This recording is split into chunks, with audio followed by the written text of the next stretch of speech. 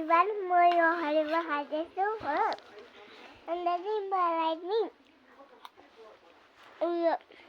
Ay, ganun. Sila mo sana.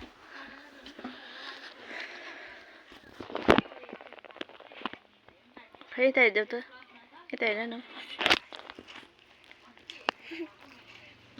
हाँसेको तिमी पढ्यौ कि पढेनौ आज रिदु के पढ्यौ भन त आज लु मलाई सबै चिजमा हिजो अनि मलाई कोकी राखेर उ दबाई पिरिराख्छ देविका बुजुले दबाई दिइराख्छौ ठिक छ अनि मलाई सबैजनाले सफाइ गरिदिनु ल अनि मेरो आसमा भुरी छ नि त हो त्यहाँ भएर आमाले कुछ हो आमाले कुट्यो अन्त आमाले कुटेर ल्याए आप्पा गरिन्छ हो अन्त आप्पा गरेर दुख्छ हो यसरी आमाले सफाइ गरिदिएको हो राम्रोसँग बोल राम्रोसँगले आमाले नि सफाइ गरिदिएको हो दुख्छ हो अनि